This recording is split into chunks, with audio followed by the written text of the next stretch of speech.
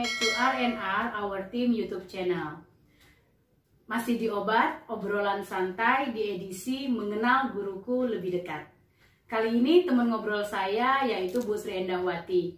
Beliau adalah sosok guru yang sangat luar biasa, disiplin dan tentunya sangat menginspirasi. Untuk diketahui guys, bahwa beliau sudah 35 tahun mengabdi menjadi seorang guru dan sekarang sudah purna bakti. Gimana nih Bu sejarahnya Ibu bisa sampai di Batam dan mengabdi menjadi seorang guru sampai 35 tahun bahkan sudah purna bakti sampai sekarang? Waktu itu Ibu tahun 86 itu pergi ke Batam karena mengikuti suami. Kebetulan suami Ibu kerja di Persero. Ibu langsung melamar kerja di SMP 1 Negeri Batam. Kenapa disebut SMP 1? Sejarahnya adalah di Pulau Batam hanya ada satu SMP itu aja. Nah, dimana sampai sekarang sudah 63 kalau nggak salah, betul kan? Iya, 63 sekolah 63 SMP. sekolah. Tapi tahun 86 cuma satu-satunya SMP yang ada di Sungai Harapan itu SMP 1. Oh, berarti yang di Sungai Harapan di SMP 3 nih sekarang? Yang SMP 3 sekarang. Dalam perjalanan waktu Kota Batam menjadi Kota Madya, ada SMP 1, ada SMP 2, ada SMP 4. Tiganya nggak ada. Bertanya-tanya rupanya SMP 1 itulah SMP 3. Nah, barulah muncul SK dijadikan SMP Negeri 3. Jadi itu sekitar tahun 90-an. Baik Rani, masalahnya kenapa Ibu suka menanamkan seperti yang Rani katakan tadi, nah, disiplin, suka menanamkan jiwa karakter, supaya anak-anak mempunyai wawasan yang lebih luas. Pertama Ibu datang di Batam, sebenarnya separuh sedih. Kenapa Ibu katakan separuh sedih? Yang Ibu hadapi anak-anak murid di Batam mengenai Pancasila kurang mengerti, apalagi UUD, apalagi GBHN, apalagi nyanyi Indonesia Raya. Itu boleh dikata antara kenal dan tidak. Kenapa demikian? Karena di Batam memang tak ada TPRI. TPRI itu masih goyang-goyang, dan yang mereka dengar sejak lahir adalah TV Malaysia dan TV Singapura yang memakai bahasa Melayu. Jadi ujung-ujungnya Ibu harus belajar bahasa mereka. Kalau tidak, nggak nyambung. Karena antara Melayu dengan Indonesia terjadi sedikit perubahan atau arti yang berbeda. Contoh, kalau kita bahasa Indonesia mengerjakan soal, ditanya gurunya, udah selesai nak? Begitu kalau di kampung Ibu sana tuh. Nah, sudah Ibu udah selesai. Tapi kalau di Batam nggak bisa gitu. Udah siap kalian. Nah, jadi mau tidak mau Ibu harus belajar. Jadi bahasa Melayu itu bagaimana? Supaya apa? Supaya tidak ada miss antara saya dengan anak murid. Nah, kebetulan Ibu juga suka pramuka. Jadi dengan demikian intensitas komunikasi lebih sama siswa ya, lebih dekat dibanding dengan mengajar biasa. Jadi macam ada tantangan Ibu datang ke Batam ini, inilah yang harus saya masukkan ke jiwa anak-anak. Berarti awal mulainya itu ikut suami dulu, suami Iya. kerja di Persero. Berarti sebelum itu Ibu sudah mengajar dulu di Jawa. Iya, Karena Ibu berasal dari? Iya, Ibu berasal dari Surabaya, Ya? tepatnya di kampung kecil di Jawa Timur. Udah mengajar di Surabaya dulu Sudah sebelumnya. mengajar di sana, terus pindah ke sini Ke Batam, Iya. langsung dapat SK di SMP 1. Sebenarnya bukan SK, Rani, kami masih honor juga. Honor di sana mengajukan permohonan. Oh, berarti Ibu belum CPNS nih? datang ke sana? Belum. Jadi tahun 86 Ibu mengabdi. Kalau boleh saya sebutkan, gaji Ibu 30.000. Zaman dulu ya, tahun 86 bulan Desember. 30.000. Jadi adik-adik aku atau anak-anak aku yang sekarang ini yang masih berjuang untuk itu, nggak usah takut, masih ada loh yang lebih susah. Itu dia orangnya, gitu kira-kira. Jadi Rani, menurut Ibu, kalau kita sudah ada macam panggilan jiwa, itu yang susah-susah itu tak ada. Macam apa? Enak aja. Padahal kalau dipikir waktu itu, Ibu tinggal di Nagoya, sekolahnya SMP 3 di Sungai Kupang, Harapan. ya, Sungai Harapan. Itu nggak ada kendaraan umum, Damri pun tak ada. Tahun berapa ya? Tahun 86 sampai 90-an kalau nggak salah itu. Jadi ibu memang betul-betul berjuang. Di mana taksi ada, tapi mahal. Naik taksi satu kali naik 500. Kalau PP rupiah. Kalau PP 1000, 30.000 habis, 26 tinggal 4.000. Jadi gimana caranya? Allah di atas segalanya, oke? Jadi waktu itu ada jemputan dari Batu Ampar ke Sungai Harapan untuk jemput orang-orang otorita atau orang-orang Pengpo waktu itu, dijemput ke Batu Ampar. Jadi ibu numpanglah mobil tadi itu. Dijemput, mereka mau berangkat kerja ke Batu Ampar. Jadi beliau ini karena dia pelabuhannya di Batu Ampar, jemputnya di Sekupang, dibawanya ke Batu Ampar. Jadi ibu jam 6, sebelum jam 6 udah di pinggir jalan. Luar biasa perjuangannya. Iya. Jadi waktu itu suami ibu kan di Persero. Bapak, nanti kalau ada guru, ada orang berpakaian guru, itu istriku, tolong dibawa, gitu. Jadi bagaimana caranya ibu? Setiap kali gajian ibu belilah yang dia suka, dia merokok kebetulan, jadi belikanlah rokok ketiga 4 bungkus gitu. Intinya harus pandailah kita, di mana bumi dipijak, di situ lagi dijunjung. Ya begitu. Jadi dalam perjalanan waktu saya macam apa ya, separuh kasihan juga sama anak-anak. Maaf, kata waktu itu untuk bisa sekolah aja pun susah. Tadi ibu dikatakan, nah gue ya jodoh 500. Jadi yang bisa sekolah di Batam waktu itu, maaf, orang yang mampu saja. Dan itu hampir seluruh Batam itu ada. Dari Nongsa ada. Kumpulnya semua di SMP 1. SMP 1 waktu itu. Dan memang satu-satunya sekolah negeri yang ada di Batam. Di Batam satu-satunya negeri itu di SMP 3. Dan pada waktu itu hampir orang-orang yang mampu atau tokoh-tokoh masyarakat yang menyekolahkan anaknya di sana. Dan tahun 86 itu angkatan pertama. Saya ingat betul. Dan kemarin kebetulan ada juga diadakan reuni. Beliau ada sama dengan ibu, bahkan nampak kok udah tua kali gitu dalam hatiku, tapi ibu nggak berani ngomong. Angkatan pertamanya tahun 86. Iya gitu. Jadi tapi anak-anak tuh baik-baik semua. Masalahnya ya gimana ya, karena nggak ada pengaruh yang seperti yang sekarang ini. Jadi dulu memang ya TV SBC 12 kalau Singapura dulu, kalau Malaysia tuh TV 3. Terus ibu terpanggil untuk menjadi pembina pramuka. Di situ ibu ajar juga, ayo anak-anak kita latihan pramuka. Oh iya bu, kapan? Hari Sabtu ya? Iya bu, saya datang hari Sabtu. Ternyata nggak ada yang hadir. Satu orang pun. Besoknya Senin saya tanya, anak-anak kenapa tak datang? Iya bu, film India cantik-cantik katanya. Ya udah, terus gimana enaknya Jumat? Saya buat hari Jumat. Ternyata Jumat saya datang tak ada lagi juga anak-anak.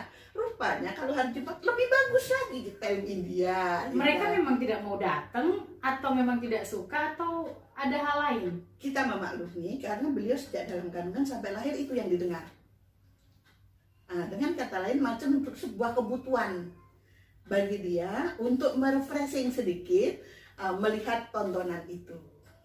Jadi di sini tugas kita lagi, mana yang boleh dicontoh dan mana yang tidak. Dan kebetulan kalau waktu itu ya yang dicontoh tuh kebetulan kalau film India ini kan modelnya tuh kayak pahlawan-pahlawan gitu. Endingnya itu selalu yang benar, itu yang menang. Itu yang membuat saya selalu menggarisbawahi untuk diberikan kepada anak-anak. Jadi kami ada nyambung. Jadi anak-anak pun tak takut kalau cerita film India. Masalahnya apa? Karena ibu juga memperhatikan, tapi tetap ibu masukkan yang baik. Yang nggak baik seperti bercinta-cinta, bertoleh-toleh macam itu, ibu tak kasih. Itu belum waktunya gitu. Tapi suatu saat nanti kamu akan diperbolehkan untuk itu. Itu contohnya. Akhirnya pramuka di latihan, kegiatan latihan hari Kamis. Barulah datang semua. Berarti setiap hari Jumat dengan Sabtu tontonan yang mereka harus tonton, Kamis baru bisa pramuka. Berarti ibu yang harus menyesuaikan dengan lingkungan masyarakat yang ada di sekitar. Jadi kita nggak boleh maksain, nggak boleh. Kenapa? Kalau kita paksain ada dua, mungkin senang, mungkin tak senang. Yang senang oke, yang tak senang tentu marah. Kenapa gitu? kan istilahnya ini kewajiban boleh dikata gitu, perintah sekolah, kalau nggak datang gimana dan lain sebagainya. Ini kita hindari, karena untuk memasukkan sesuatu yang baik tidak harus selalu dipaksa, walaupun ada unsur paksaan gitu. Jadi di sini harus pelan-pelan cara menyampaikan supaya anak-anak tuh mulai sedikit saja memasukkan pikirannya bahwa saya lahir di Indonesia, bukan di Malaysia atau di Singapura. Itu yang penting. Jadi kalau sudah begitu, alhamdulillah anak-anak banyak yang suka ternyata, karena di pramuka Rani itu sendiri kebetulan kita sama ya, satu perguruan untuk pramuka. Jadi di situ ada menyanyi, ada bermain, ada mendidik. Dengan demikian anak-anak itu suka. Prosentase bermain diisi dengan pendidikan awal berapa persen itu sudah kita buat sedemikian rupa. Alhamdulillah bahkan sampai sekarang kita masih menyukai, dan disitulah jiwa ibu baik. Jadi itu ceritanya dulu. Pertama masuk di SMP 3 dengan boleh dikata kalau dipepatahkan itu tuh tatih-tatih lah nih, ibu tak ada sanak saudara di sini di Batam ya. Iya, makanya ibu kadang kalau sudah cerita itu mau menangis gitu. Kenapa? Yang selama ini dikepek oleh orang tua boleh dikata berpisah dengan segalanya sendiri, itu bukan pelajaran yang mudah, bukan pelajaran yang mudah. Jadi dengan demikian kita mesti belajar dari siapa ya, belajar dari beliau-beliau yang sudah senior. Alhamdulillah Bapak Kepala Sekolah kita juga sudah senior. Beliau pun ilmu agamanya cukup bagus, istrinya ibu guru agama juga. Lebih banyak istilahnya orang-orang tua kita yang membimbingnya. Jadi malah beliau berkata begini, kepala sekolah saya masih ingat di dalam pikiran saya, hampir sama dengan ayah saya cara membimbingnya. Panggil ibu karena masih anak-anak ya dipanggil Nana. Sri Endawati, panggilnya orang Melayu, S-nya nggak jelas, jadi Ri gitu. Ri, kamu rajin-rajin aja ya. Bapak nih sekolah di Bapak kok pisang kan sekarang jadi kepala sekolah. Masuk ke otak saya. Dengan demikian saya nggak boleh malas-malasan. Saya harus tegar. Jadi kenapa ibu ada macam semangat gitu? Selalunya lingkungan ibu yang memberikan motivasi. Dan sama dengan sejarah ibu. Kebetulan ayah ibu angkatan darat. Oh berarti ibu dari keluarga angkatan ini? Betul. Jadi ayah menerapkan apa yang beliau dapat itu diterapkan di rumah. Utamanya yang Rani katakan tadi, disiplin, bertanggung jawab, itu ditanamkan dari kecil. Bahkan boleh dikata kalau orang sekarang mulai dalam kandungan sudah ada pendidikan itu. Karena itu yang dijalani oleh orang tua saya. Waktu itu orang tua saya tugas di Irian. Jadi waktu ibu dalam kandungan. Jadi dari situ mungkin sudah ada benih-benih jiwa ayah di situ. Jadi semacam gimana ya? Ada aja di hati ini ya. Jadi dari mulai ayah menerapkan kami dari kecil-kecil, mulai dari bangun tidur sampai mau tidur semua ada aturan.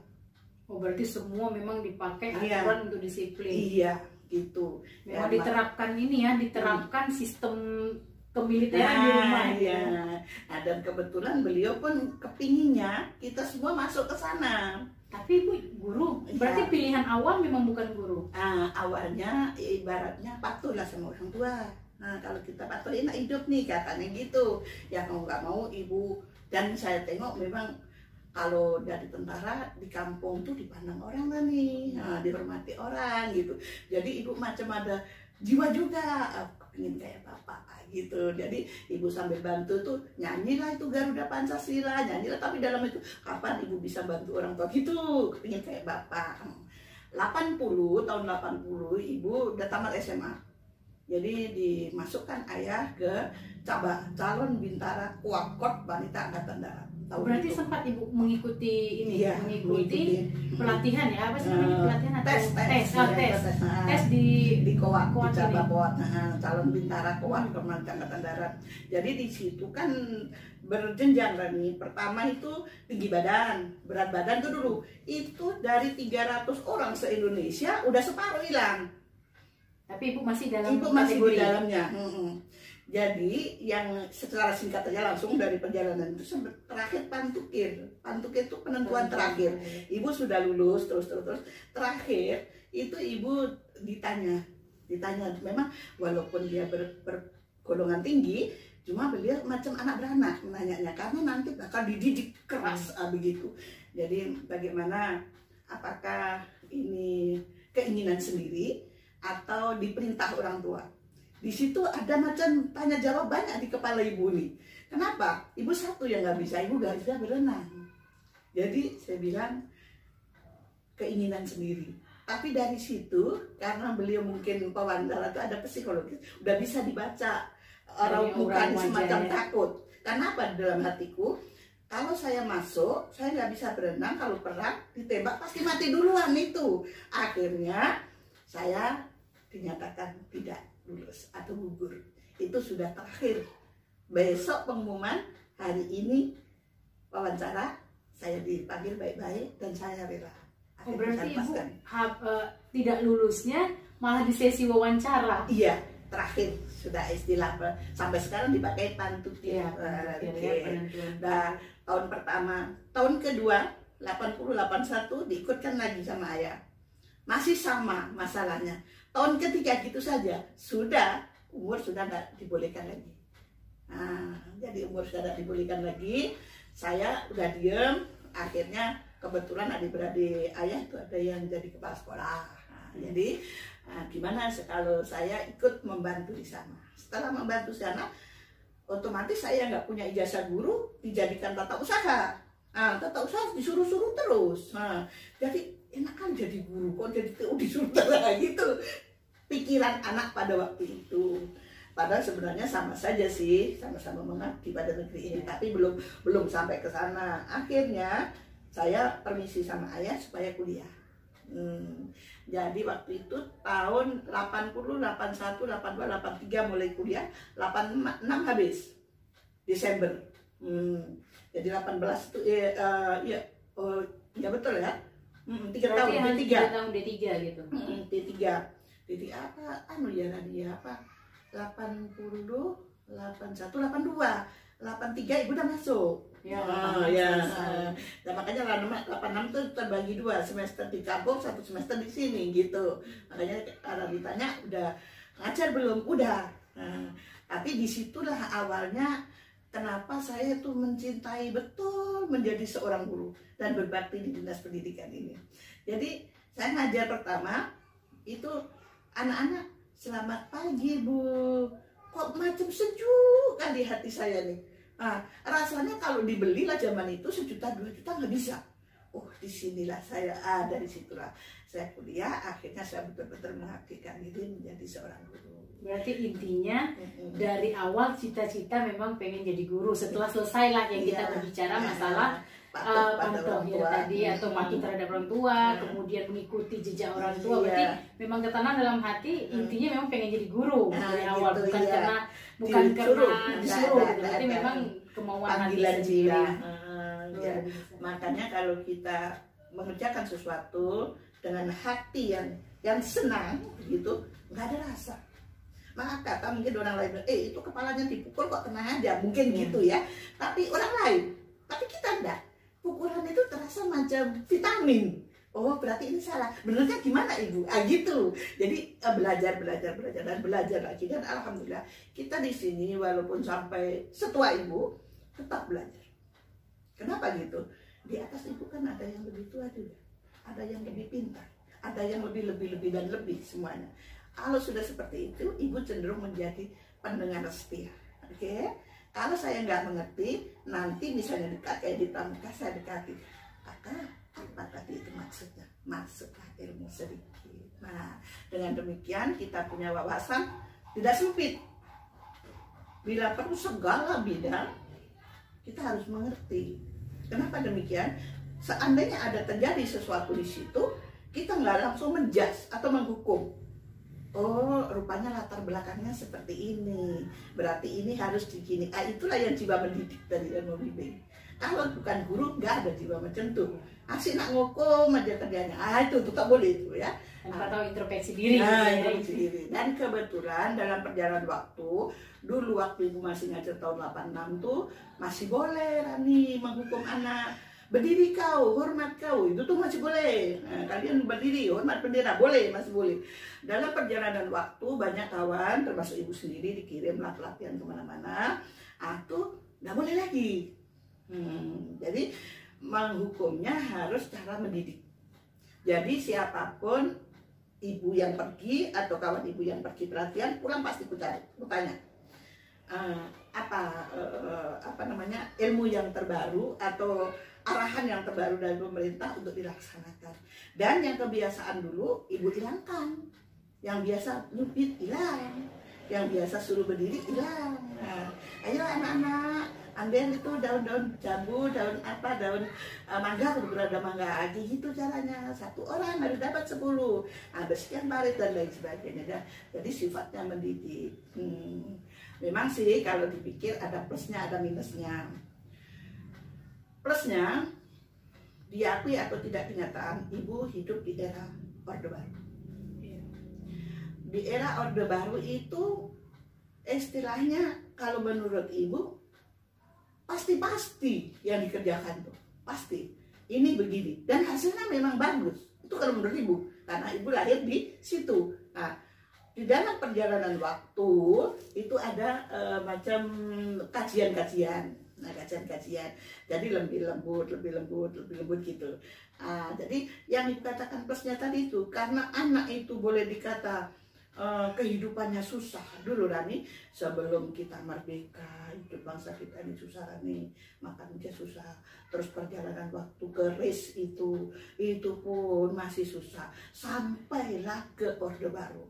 Orde Baru pun masih ada masalah lagi G30 SPKI. Jadi negeri ini memang ya begitulah sampai saat ini. Jadi mau nggak mau kalau ibu pelajari disiplin kunci yang utama.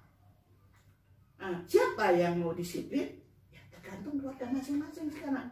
Karena keluarga itu adalah dasar. Kalau sudah keluarganya membina dengan baik, ya otomatis kalau sila Pancasila sila pertama dulu yang harus ditanamkan, baru yang lain itu mengikuti. Udah jelas itu nanti, itulah anak yang berhasil. Kita sebagai guru memang membina, tapi yang kita bina itu satu kelas berapa orang? Kalau zaman dulu berapa orang satu kelas? Sekarang kan 40, 38, kalau zaman ibu dulu 20 orang. Karena mengikuti perkembangan zaman juga, perkembangan ekonomi, perkembangan pertumbuhan masyarakat. Iya, informasi yang didapat. Zaman ibu dulu memang tak ada pilihan. Radio aja pun begitu juga bunyinya A, B, C, D, F, gak jelas gitu. Karena mau tidak mau kita harus mengikuti perkembangan zaman juga.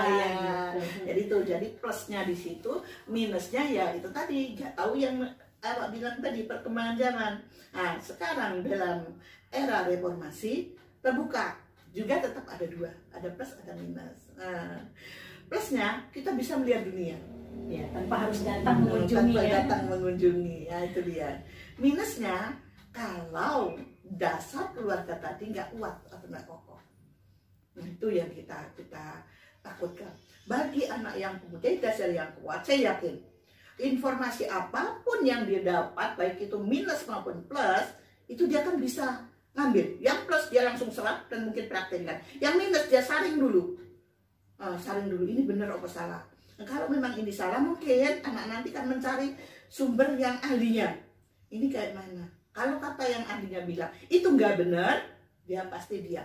Karena dasarnya tadi udah bagus. Tapi kalau dasarnya sudah mulai maaf kata, ya kita semua merasakan. Di antara 40 anak itu plus minus 5, 1-5 orang itu pasti bermasalah. Setelah kita dalami ke belakang, latar belakang pasti keluarga. Ini dia. Jadi maka dari itu dalam membimbing anak-anak juga harus berhati-hati. Karena apa? Karena kalau keluarganya sudah nggak memungkinkan, di sekolah juga kurang perhatian, terus kemana anak itu mengadu?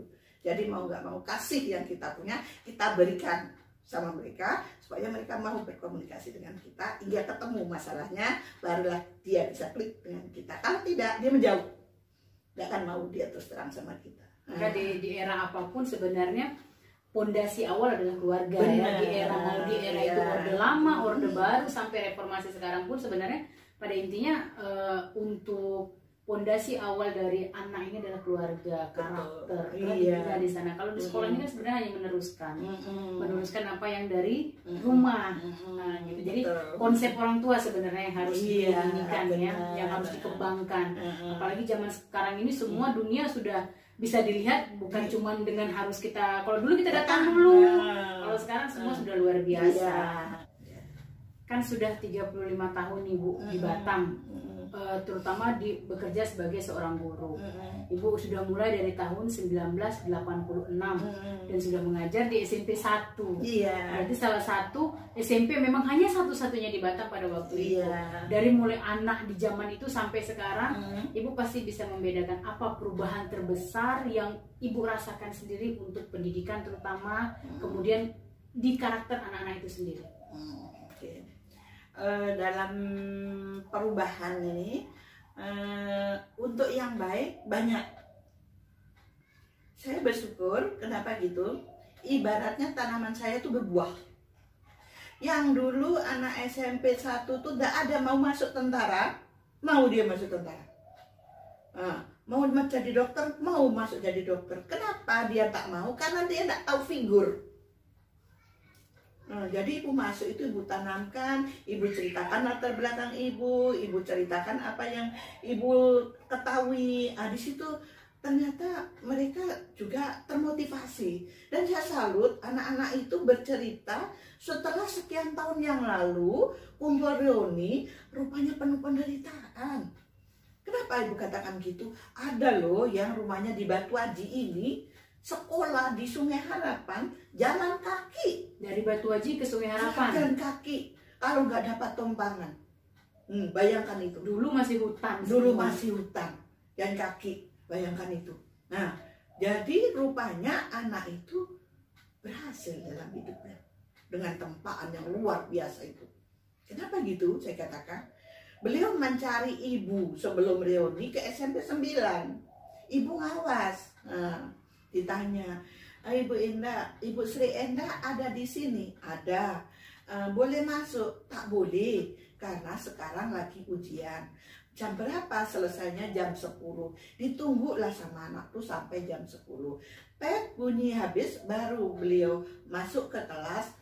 Saya pun dengan bergegas berdiri. Maaf Bapak, mau cari siapa? Saya bilang, mau cari Ibu Sri Endah. Ibu Sri Endah kan? Iya. Kok tahu Ibu Sri Endah? Ibu guru saya, Bu. Saya dulu ngajar di SMP. Saya sekolah di SMP 1.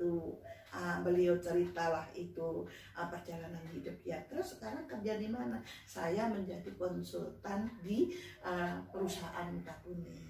Saya S3 Malaysia. Dengan berdiri Ibu hormat langsung sama beliau. S3 S3.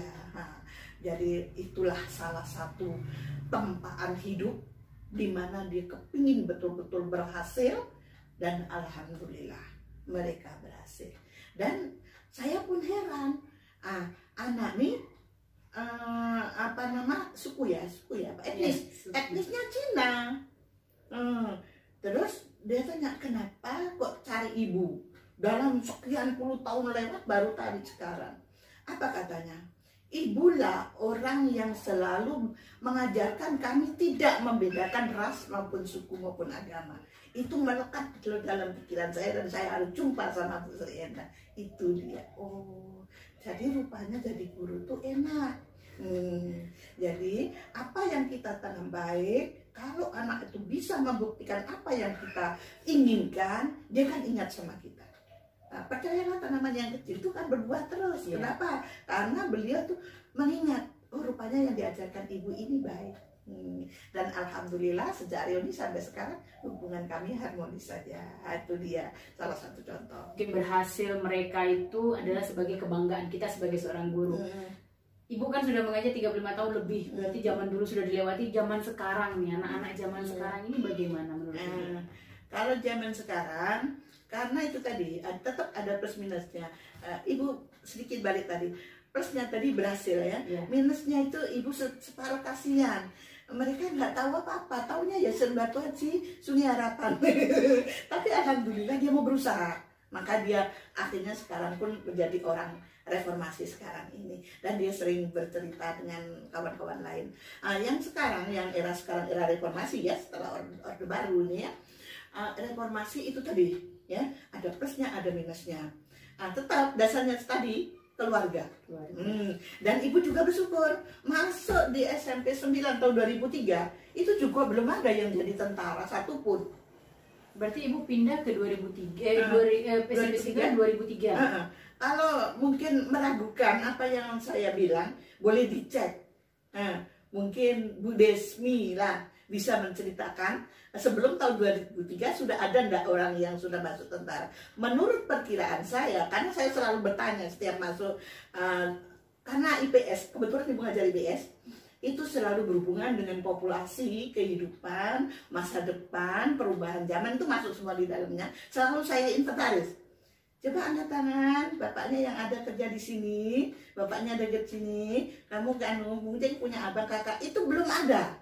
Belum ada gitu. Nah kemudian tentu banyak lagi perubahan mungkin yang ibu rasakan dari 86 ini karena dia ibu dari 86 ya, ibu dari 86 sudah menjadi seorang guru. Ibu berarti dari 86 sampai tahun 2003 itu di SMP 2003 di SMP 3 1 berubah jadi 3 2003 pindah ke SMP 9 sampai Purna sampai Purna Bakti di SMP 9. Berarti ibu hanya 2 sekolah. Betul. Berarti orang termasuk orang yang setia. Ya gitulah kira-kira. Hanya 2 sekolah selama 35 tahun. Iya kan? Iya. Hanya 2 sekolah. Berarti tidak ada pindah kemana-mana. Mulai dari honor dulu pertama Bu ya. Honor dulu berarti. Honor dari tahun 86 sampai tahun 91. Berarti honor 86 sampai 91 sekitar 5 tahun. 5 tahun. Jadi jangan merasa sendiri lah, susah hidup nih. Jadi saya kadang-kadang kan meditasi anak-anak kita, adik-adik kita yang masih honor sekarang ini, menyesuaikan diri aja. Percayalah, yang ibu lalui nanti kalau memang Tuhan menghendaki sama kita nih, ya. Ibu pun tak menyangka dulu tuh gaji pertama 73.000. Gaji PNS. Iya, CPNS. Jadi honor 30, dulu kan ada SPP ya namanya. Ya, jadi SPP. Kita dibayar pakai SPP itu. Per jamnya Rp1.000. 30 jam 30.000. Bayangkan 30 jam itu kayak mana lah. 24 itu sudah kayak gitu. Maksimal ya. 30 jam. Jadi waktu itu guru IPS cuma 2. Almarhum Ibu Siti Hapsah, kepala SMP Negeri 9 itu wakil di SMP 1, terus 2 ibu, jadi berdua. Ibu Siti Hafsah ngajar kelas 3 zaman dulu, ibu kelas 2 sama 1. Jadi tuh ibu udah ngajar kayak gitu, ya saling terus IPS dulu tuh IPS gitu kan nih, IPS tuh sejarah gitu. Jadi bukan ditulis IPS seperti sekarang, tidak. Iya, dia per mata bidangnya. Sejarah sendiri 2 jam, ekonomi 2 jam, geografi 2 jam. Terus ekonominya diperkecil jadi 1 jam. Sejarah sama geografi 2 jam. Ya mungkin para ahli lah yang mengetahui kenapa seperti itu. Jadi pada waktu itu seperti itu. Jadi kami berdua lah tuh. Berdua terus ngajar terus seperti itu. Terus perjalanan waktu dijatuhkan jadi IPS.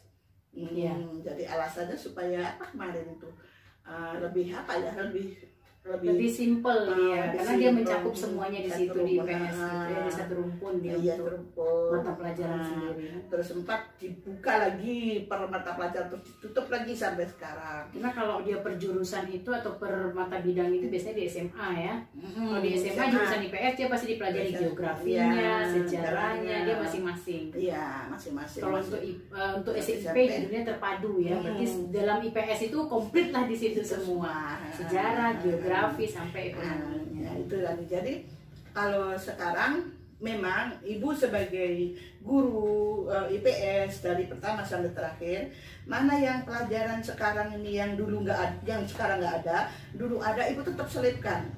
Utamanya yang menyangkut perjuangan bangsa ini, itu ibu nggak bisa lewat. Walaupun di dalam buku di situ tidak tercantum, karena sekarang ini yang dipelajari masalah sekarang. Iya. Jadi kadang-kadang anak bertanya, nyanyi Kartini aja.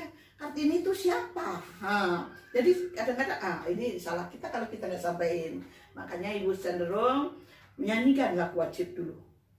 Setelah menyanyikan atau sebelum menyanyikan, ibu kasih ulasan dulu. Kenapa bangsa ini bisa merdeka? Baru nyanyi. Di situ anak semangat. Tapi kalau kita bilang, ayo nyanyi anak, suka-suka dia. Indonesia Raya. Tapi kalau kita motivasi dulu, bagaimana bangsa ini dulu merdeka.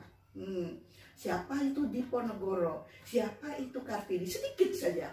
Setelah dia konsentrasi, baru kita nyanyikan. Kita nyanyi itu pun kita harus tarik dulu suaranya. Ada yang main-main, kita panggil, oke? Nanti nyanyi sendiri. Dengan demikian dia akan serius. Harapan ibu dengan lagu dan cerita sedikit, jadi masuk ke dalam jiwanya dan dia ingin memperbaiki Indonesia ini sedikit demi sedikit. Intinya anak-anak harus mengingat ya, mengingat kembali sejarah, tapi bukan untuk mengulang ya. Mengingat sejarah untuk motivasi, untuk memotivasi mereka supaya mereka itu mempunyai jiwa nasionalisme, kenal negara ini berdiri, negara ini bisa merdeka karena apa. Mereka bisa berpendidikan juga karena apa. Mereka bisa duduk di bangku sekolah juga karena apa. Sebenarnya hanya untuk mengenalkan pada anak-anak. Positifnya nih, negatifnya sekarang. Negatifnya karena anak-anak ini sudah lebih, boleh dikata lebih pinter lah. Dibanding dengan yang dulu mengenai teknologi ya, mengenai teknologi ini, kadang-kadang yang disukai dia, yang suka dipencet-pencet tuh, nanti masuk kamar, gak keluar-keluar, apa belajar, udah digantikan dengan yang lain. Jadi orang tua yang betul-betul tak selektif, memang maaf kata, nanti jadi hal-hal yang gak benar. Jadi ibu mohon sekali lagi, utamanya sama anak-anak kita di sini, janganlah suka mencari sesuatu di mana kita di sini belum tahu benar untuknya itu. Ya. Jadi kalau menurut kita itu sudah nggak benar, menurut ajaran orang tua maupun guru, lebih baik langsung nggak usah dipandang dulu. Nah sekarang pesan untuk anak-anak yang akan menghadapi dunia nyata dalam kehidupannya, Bu. Baik, di sini yang untuk anak-anak kita, yang jelas kita ini kalau satu ya patuh sama orang tua, insya Allah semuanya selamat. Pedoman orang tua dan kita semua sama ada di Pancasila, ketuhanan yang Maha Esa, itu yang penting. Baru pengamalan berikutnya. Ketuhanan yang Maha Esa bukan hanya dibilang, tapi dipahami, diamalkan dalam kehidupan sehari-hari. Baru sila kedua, 3, 4, 5 dan terakhir. Saya yakin itu kunci yang utama bagaimana kita bisa hidup di Indonesia, bahkan dunia barangkali, kalau kita sudah betul-betul dasarnya itu yang harus kita pegang. Baru pengembangannya lagi ke UD, pengembangannya lagi ke GBHN, pengembangannya lagi banyak PPPP yang mengatur utamanya pendidikan kita. Jadi kita nggak boleh keluar dari situ selagi kita masih bangsa Indonesia. Kita harus mempunyai jiwa nasionalismenya. Betul. Harus mengingat sejarahnya. Iya, Bu, ya. Pesan untuk kita semua, terutama khususnya untuk guru-guru yang masih berjuang, masih panjang perjuangannya. Oke. Baik Ratni, untuk kawan-kawan, anak-anak atau adik-adikku semuanya, perjuangan ini tidak terhenti. Ya. Memang di sana ada pahit, ada manis, ada asam, semuanya masih dirasakan. Namun kuncinya satu, harus tetap semangat.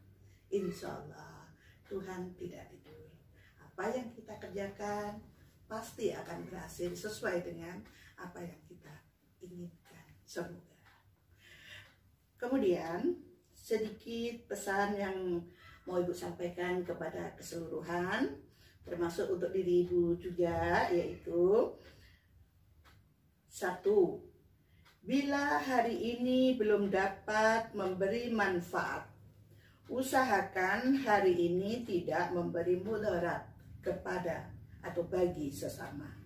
2. Bila hari ini belum dapat menciptakan suasana yang menyenangkan bagi orang lain, usahakan hari ini tidak melakukan kemarahan dan kebencian pada sesama. 3. Bila hari ini belum dapat mengingat kebaikan orang, usahakan hari ini dapat melupakan keburukan orang lain. 4. Bila hari ini belum dapat beramal dengan ikhlas, usahakan hari ini dapat membebaskan diri dari pujian orang lain. 5. Bila hari ini belum dapat yang diinginkan, semoga esok hari dapat rezeki yang berkah yang memang sudah diatur oleh Allah yang Maha Kuasa. Semoga bermanfaat untuk kita semuanya. Satu Rani, kuncinya pendiri pendidikan kita Ki Hajar Dewantoro itu mempunyai 3 kunci utama supaya kita berhasil, yaitu 1. Ingat so sun tulodo. 2. Ing madya mangun kaso. Yang ketiga, tutuli handayani. Apa artinya? 1. Ingat so sun tulodo, kita mesti menjadi toladan. Jadi usahakan semaksimal mungkin apa yang kita buat itu bisa menjadi contoh bagi anak-anak kita. Yang kedua, ikmat yo mangingkarso, kita menyatu dengan anak-anak supaya tahu apa masalah anak kita sambil membimbing bersama-sama. Yang terakhir, tuturi handayani, kita mendorong dari belakang, memberi motivasi hingga anak itu sampai berhasil. Itulah pesan Ibu, mudah-mudahan semuanya bisa melaksanakan, utamanya pengingat untuk Ibu sendiri. Baik Ibu, terima kasih untuk wejangannya, terima kasih untuk motivasinya, kemudian terima kasih juga untuk obrolannya hari ini. Tapi sebelum ditutup, ada satu pertanyaan yang sangat mengganjal sebenarnya dari tadi. Ibu kan sudah purna bakti nih, sudah selesai istilahnya zaman sekarang pensiun ya. Iya. Sudah berapa bulan? Baru 2 minggu. Nah, selama 2 minggu ini apa yang paling Ibu rindu? Kalau bicara soal rindu, tentulah kawannya hari-hari. 18 tahun nih, tentulah sudah terukir di hati Ibu ini. Siapa ya semua aja. Ibu rindu pada semua keluarga besar SMP Negeri 9 yang harmonis, dinamis, dan gembira selalu sampai kapanpun. Serta ciptakanlah suasana kondusif supaya kekeluargaan kita tetap terjaga. Terima kasih sudah menemani saya ngobrol, berbincang-bincang pengalaman. Mudah-mudahan apa yang Ibu sampaikan, apa yang Ibu berikan motivasi kepada kita semua dapat kita kerjakan dengan baik. Jadi kesimpulan yang bisa kita ambil hari ini dari obrolan kita adalah yang pertama, bahwa apapun namanya itu tetap pondasi pertama bagi anak adalah keluarga. Kemudian yang kedua adalah dalam kehidupan yang harus kita ingat adalah sejarah. Karena kita harus selalu mengingat sejarah, bukan mengulang sejarah. Yang ketiga, tetaplah berjuang untuk mendapatkan hasil yang maksimal. Oke guys, terima kasih sudah menyaksikan obrolan santai dari awal hingga akhir. Dan jangan lupa untuk like, komen, dan subscribe. Juga follow IG kita, ourteam_9. Jangan lupa untuk komen di bawah siapa lagi guru hebat yang akan menjadi teman ngobrol saya. Wassalamualaikum warahmatullahi wabarakatuh.